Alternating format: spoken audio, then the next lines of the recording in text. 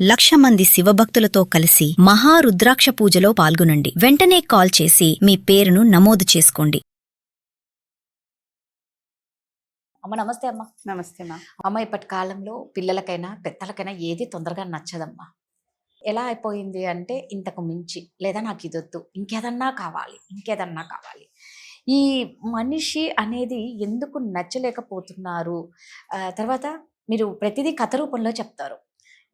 ఇప్పుడు కూడా మంచి మీరు అన్నారు హాస్యాస్పదమైన కథ అన్నారు. ఆ కథ కోసమే ఎదురు చూస్తూ ఉన్నాం. ఎందుకు అంటే గత ఒక వీడియోలో కూడా మనం చేసాం స్టోరీ, తృప్తి అనేది ఎవరికి ఉండటం లేదు అని.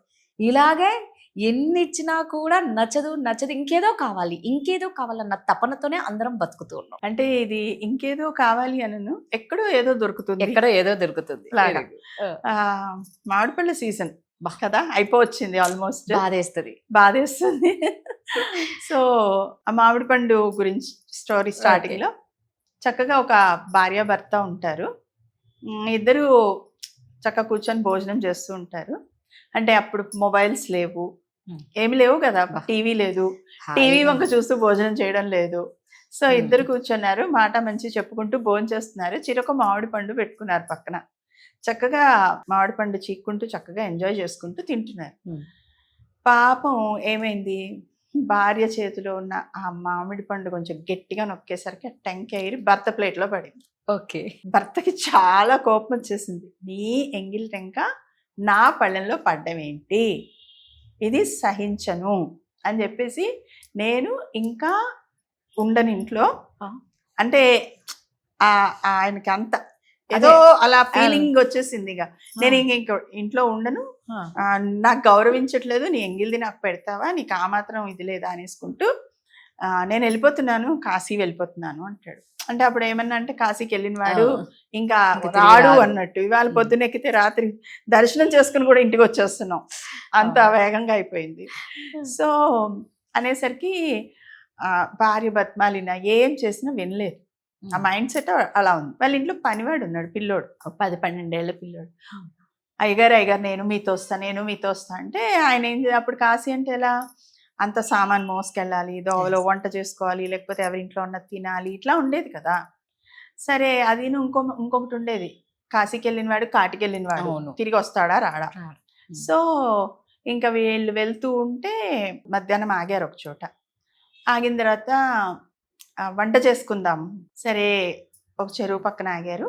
మొత్తం మీద వంట చేసుకున్నారు, తినేశారు, అన్ని కడిగేసుకున్నారు, వండుకున్నారు, తిన్నారు, కడిగేసుకున్నారు, సర్దేసుకుని బయలుదేరితే ఈ పిల్లోడు చూసి అయ్యగారు అంటున్నాడు. ఏంట్రా అంటే, అయ్యగారండి మరండి చేపలు ఉన్నాయి కదండి చెరువులో, మరి అవి నీళ్ళని ఎంగిల్ చేయలేదా, అమ్మగారు తెంకబడిందని ఇంత దూరం వచ్చారు మీరు అన్నాడు. సరే అన్నాడు. ఏం సమాధానం చెప్పలేక, నిజమే కదా మరి. సరే ఇంకొంచెం దూరం వెళ్ళారు. వెళ్ళిన తర్వాత ఇవాళ అలా ఇలా కాదు, నెక్స్ట్ మార్నింగ్ ఇంకా కోపంలో ఉన్నాడు, ఈయన తినలేదు. సాయంత్రం ఇంకో ఊరు చేరితే ఆ ఊరు చివర ఇండ్లు తలుపు కొట్టి అబ్బా ఎవరు చదువుతారు ఇవన్నీ సామాను, వాళ్ళని ఒక గిన్నె అడుగుదాం అనుకున్నాడు. సరే అని తలుపు తడితే మాకు ఒక గిన్నె ఇవ్వండి, కాస్త అన్నం వండుకోవాలి అంటే ఎవరో బయటకి ఇలా ఒక చెయ్యొచ్చింది, ఒక గిన్నె ఇచ్చారు, తలుపేసేసుకున్నారు. వీళ్ళు వండుకున్నారు, తినేశారు. ఆ రాత్రికి ఆ ఇంటి గట్టు మీదే పడుకున్నారు. పొద్దున్న లేచి ఆ గిన్నె వాళ్ళకి ఇచ్చేద్దామని తలుపు కొడితే ఓ పెద్దావిడ బయటకు వచ్చి అమ్మ రాత్రి మీరు గిన్నె ఇచ్చారు కదా, ఇందులో వంట చేసుకుందాం అంటే, అయ్యో ఇదా మా కోడలి ఇచ్చిందా, మా పిల్లి పాలు తాగే గిన్నె. సో ఈ పిల్లాడిలాగే వెనకాల అయ్యగారు అని మొదలు పెట్టాడు. అరే నోరు తెరిచావంటే అమ్మగారు తెగట్టాడు. ఇంక నెక్స్ట్ డే ఏం చేశాడు ఈయన, వంట లేదు పాడు లేదు ఏమీ లేదు అని చెప్పేసేసి తేనె కడుపు నిండా తేనె తాగారు. వెళ్తూ దోవలో చెట్టు మీద తేనె పట్టు తీసి పిల్లోడు కూడా మంచిగా తాగాడు, తీయగా హ్యాపీగా. నడుస్తుంటే మళ్ళీ మొదలు పెట్టాడు, అయ్యగారు ఏమైందంటే, అవునండి అయ్యగారు తేనె ఎలా వస్తుందంటారు, ఎన్ని వేల తేనెటీగలు అది ఎంగిల్ చేయకుండానే తెచ్చాయంటారా అన్నాడు. రేయ్ అని చెప్పి ఆయన ఏం అనలేకపోతున్నాడు. అంటే ఆయనలో ఆలోచన స్టార్ట్ అయింది కానీ ఒప్పుకోలేడు కదా. సరే ఇంకా ఆయనకి థాట్ వచ్చేసింది, వెళ్ళిపోదాం ఆయనకి ఏంటి అని. సరే ఇంకొక అహంకారం ఎక్కడ ఉంటుంది కదా, వెనక్కి ముందుకి ఇలా ఆగుతూ ఉంటుంది కదా. సరే అని ఆ సాయంత్రం ఎవరో అరుగు మీద పడుకుని ఉంటారు. పడుకుంటే వీళ్ళ మాటలు విని ఆ అరుగు మీద నుంచి కిటికీ ఓపెన్ అవుతుంది. ఓపెన్ అయ్యి బాబు భోంచేశారా అని అడుగుతుంది ఆ పెద్ద ఆవిడ ఎవరు. అంటే ఈయన ఏ గిన్నిస్తారో భయం భయం వేసి అయిపోయింది భోజనం అయిపోయింది అంటే ఒక్క బొక్క వేసుకుంటారా అని అడుగుతుంది భోజనం తర్వాత.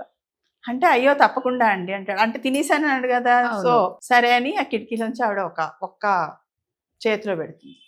చేతిలో పెడితే ఈయన అది నోట్లో వేసుకుని నవ్వులుతుంటే పట్టా పట్టా సౌండ్ అవుతుంటే ఆవిడ మళ్ళీ కిటికీ తీసి, అబ్బో నీ పళ్ళు గట్టిగానే ఉన్నాయి, ఇందాక మా ఆయన నోట్లో వేసుకుని ట్రై చేశాడు, తర్వాత నేను కూడా ట్రై చేశాను, ఇప్పుడు నీకు ఇచ్చాను అని చెప్పి. సో ఇంక ఈ పక్కన పిల్లోడు ఉన్నాడు కదా, అయ్యగారు లేదేం లేదు పదరా ఇంటికి తిరిగిపోదాం. సో మీరు అన్నట్టు ఎక్కడికి అసలు ఆ టెంకలో ఏమీ లేదు పాపం, అసలైన ఎంగిలి బయటకు వచ్చాయి. సో అలాగా మనం ఎక్కడికి పరిగెడుతున్నామో, దేనికోసం పరిగెడుతున్నామో, ఎందుకు కోపం తెచ్చుకున్నామో కొన్నిసార్లు అర్థం కాదు. అంటే ఇది హాస్యంగా ఉన్నట్టు ఉంటుంది, ఆలోచింప చేసేలాగా ఉంటుంది. సో కథలు ఎందుకు అంటే కొన్నిసార్లు ఇలానూ కావాలి, అలానూ కావాలి. అసలు వింటే ఎంత ప్రశాంతంగా ఉంటుంది అంటే, మీరు యాక్షన్ చేస్తూ కళ్ళకి కట్టినట్లు చెప్తారు చూడండి, అందులోకి బాగా ఇన్వాల్వ్ అయిపోతాం. నిజంగా పిల్లలకి చాలా ఇంపార్టెంట్. దయచేసి పిల్లలకి కథలు వినిపించండి. మీకు చెప్పనీకి కథలు తెలియకపోతే ఇలా చెప్పే వాళ్ళవన్నా వినిపించండి. నిజంగా చెప్తున్నా, కథ మాత్రం సూపర్ ఉందమ్మా, నిజంగా చాలా బాగుంది. మరో కథతో మళ్ళీ కలుద్దాం. నమస్తే అమ్మా. Thank you.